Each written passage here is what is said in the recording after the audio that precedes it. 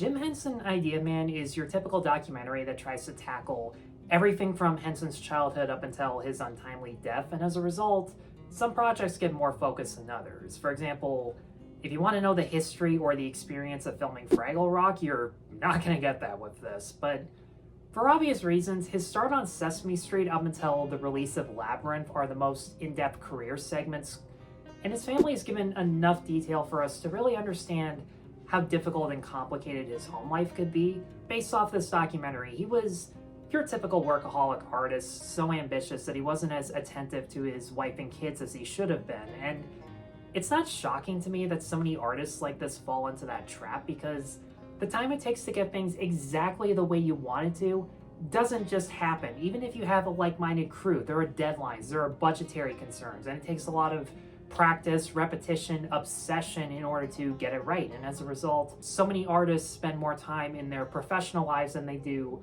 their personal. And I can relate to that, because the amount of videos I've made and how much time I spend on them, I definitely spend less time with friends and family than I should. Not just for their sake, but for my own, in order to find like the right balance physically and mentally. But the reason you still root for Jim Henson is because the interviews with his wife and kids, not only did they mention that as absent as he was, he still made the effort to commute back and forth from the most far-reaching of places that was physically and mentally taxing on both him and everybody else, and he did encourage the kids to be passionate about whatever they wanted to do.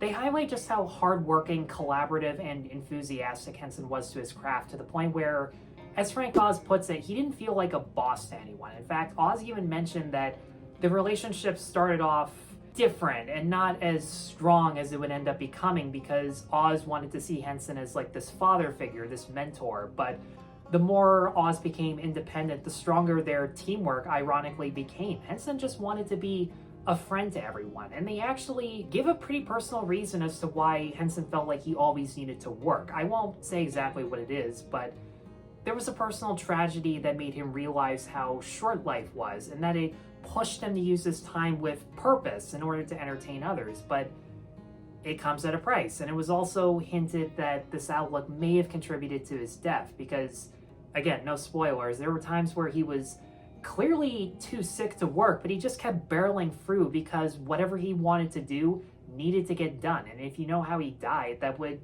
actually explain quite a bit.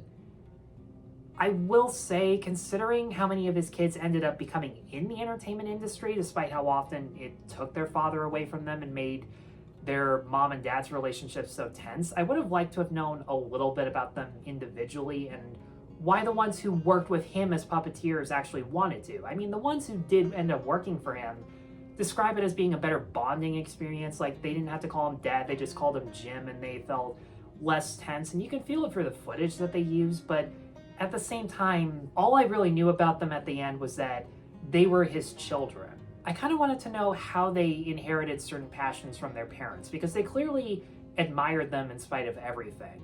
But for the most part, the focus is on his career and how every production was accomplished. And I gotta give major props to Ron Howard for using different styles of Henson's own work to show how experimental and underrated he was just as an artist in general. There are transitions that homage Sesame Street with stop-motion animation, hand-drawn sketches Henson drew, clips playing behind the interviews like this weird Brady Bunch type cube, and montages of Henson's own short films that I had never heard about. Timepiece, which is more of this weird David Lynch, Terry Gilliam, Charlie Kaufman even avant-garde movie I need to check out, because what they had shown was insanely creative, and you can tell Henson felt pigeonholed as a children's entertainer with Sesame Street. As much as he enjoyed working on it, he wanted to do live action, animation, puppetry, film, TV, stage, just anything that could have been done. There are scenes in this that are demos of puppetry for a Broadway show that just, it never materialized. I mean, can you imagine what Jim Henson could have done if he was still alive to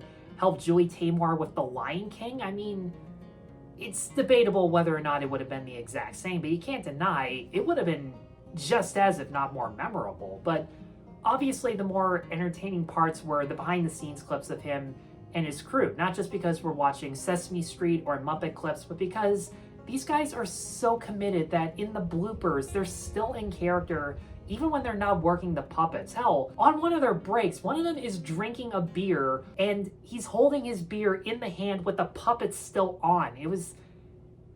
my god, it was so out there, but I mean, the passion he and his crew had were always there. And what was great about the behind-the-scenes clips with his movies especially is that you didn't need any context for them. You could just show how each of these puppeteers were working, where some of them were on like rolling chairs and they were going as the characters were running, or this underwater tank that Henson had to sit through when he was doing Rainbow Connection. Like, just showing those clips while they were narrating about the overall process, not just that scene in particular, but the entire process, was so subtle. And my favorite part had to have been Jennifer Connelly describing just how much fun she had on the Labyrinth set, where she wanted to be on the wires for even longer and do the stunts over and over because she was just the right age to make that kind of movie. Now, as much as this talks about the experiences of filming and releasing all of these projects, for a movie called Idea Man, there ironically aren't as many ideas about where the stories for these films or inspirations for characters really come from in this documentary. There are some exceptions. One that sticks out after watching was how originally Miss Piggy was just supposed to slap Kermit and possibly never be seen again, but Frank Oz just had to improv. And then that just became instantly iconic, and it was the stepping stone for making her such a memorable character. With Henson, probably the most life-changing experience that I felt from watching this documentary was how he was at a crossroads at the beginning of his puppeteer career, because he's just like, do I really want to keep doing this forever? He goes to Europe to become, or at least to paint, do some sketches, and he saw how seriously puppetry was taken overseas, and it just made him realize that there was so much potential he could have tapped into. I wanted more stories like that over just another beat-by-beat stage in his life. And, you know, you can argue with Henson because he was such a shy, introverted person, to the point where Kermit was basically an alter ego doing all the extroverted stuff that he felt he couldn't do in public. You can make that excuse as to why there aren't as many in-depth stories, but a part of me wonders how awesome this documentary might have been if it was only just the behind-the-scenes footage.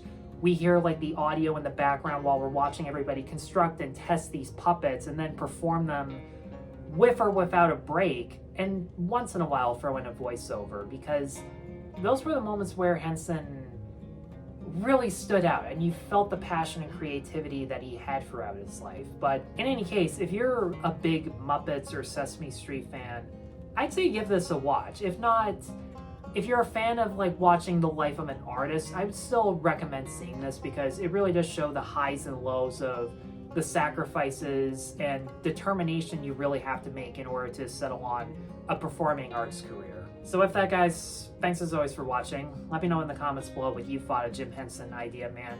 Be sure to stay tuned for more reviews. Be sure to check me out on Patreon and buy me a coffee. And be sure to like and subscribe. Take care.